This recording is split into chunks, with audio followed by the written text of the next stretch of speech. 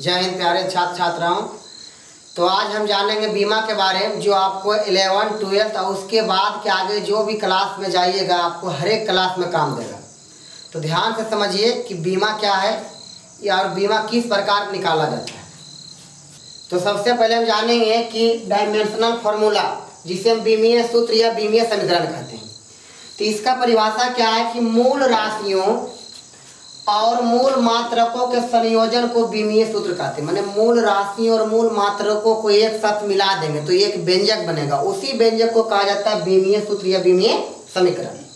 अब बीमीय समीकरण से संबंधित कुछ बात यह है कि बीमीय समीकरण को बिना कोष्ठक का लिखना, मैंने इसमें कोई भी कोष्ठक नहीं देना है। अब अगर देना भी है तो केवल बड़ी कोष्ठक दे सकते हैं, मंझली और छोटी कोष्ठक इसमें नहीं पड़ता है।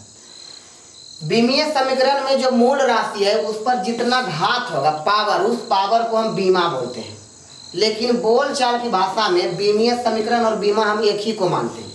जैसे अब एक उदाहरण ले लीजिए, चाल की बीमीय सूत्र होता है L/1।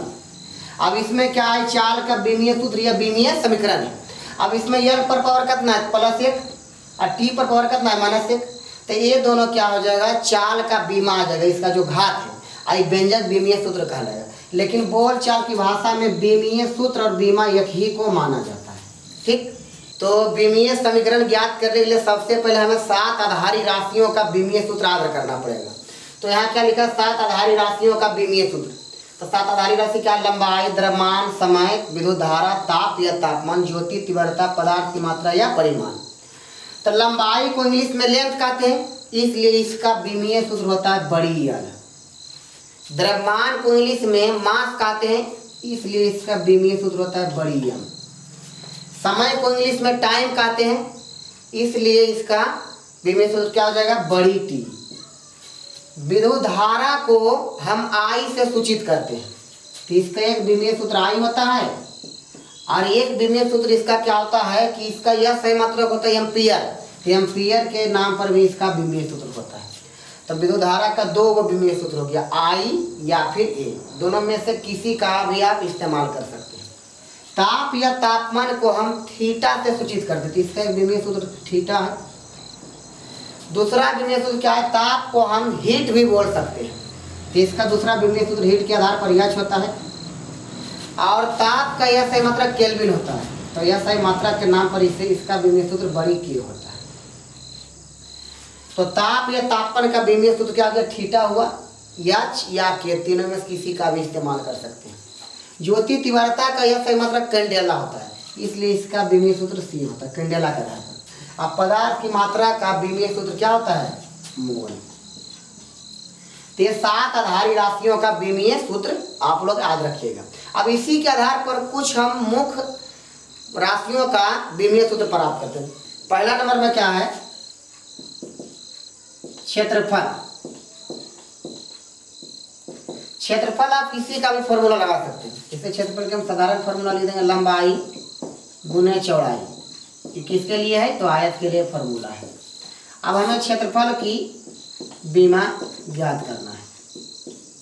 तो क्षेत्रफल की बीमा निकालना क्या करेंगे, यहाँ पर क्या, लंबाई और चौड़ाई। तो यहाँ लिख देंगे लंबाई गुना चौड़ाई की बीमा। लंबाई की बीमा क्या लिखा है यहाँ पर, बड़ी L। चौड़ाई भी एक प्रकार का लंबाई, तो इसका बीमा क्या हो जाएगा, बड़ी L। ये दोनों गुना करेंगे तो आ जाएगा L²। इस तरह लिखिए, या तो फिर इसे L² को बड़ी ब्रैकेट में दे दीजिए, दोनों सही है। तो ये हो गया क्षेत्रफल का बीमा क्या, L²। दूसरा हम जान लेते हैं आयतन का। आयतन का कोई भी फॉर्मूला लगा लीजिए। जैसे होता है घना पैतन लंबाई गुने चौड़ाई गुने ऊंचाई। ठीक, ये किसके लिए है, तो घनाभ के लिए। अब इसका बीमा चाहिए तो फिर लिखेंगे क्या, आयतन की बीमा।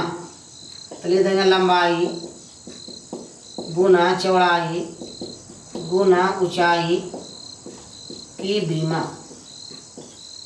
लंबाई की बीमा क्या होता है, बड़ी L। चौड़ाई भी एक प्रकार का लंबाई है, इसका भी बीमा बड़ी L।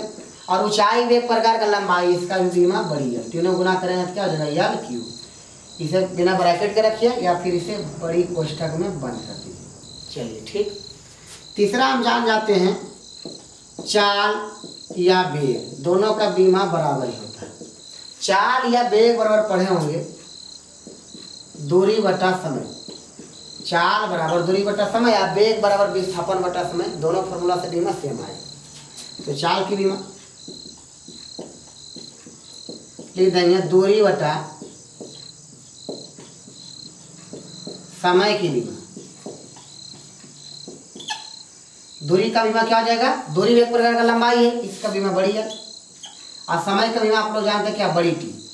और यल आ जाएगा, टी को ऊपर ले जाएंगे तो पावर +1, ऊपर जाएगा पावर क्या हो जाएगा -1 हो जाएगा। इसको मिला के लिखेंगे तो यल टी इनवर्स 1। इसको बोलना यल टी और माइनस को बोलेंगे इनवर्स, तो यल टी इनवर्स 1। ठीक। चौथा हम जान लेते हैं त्वरण का।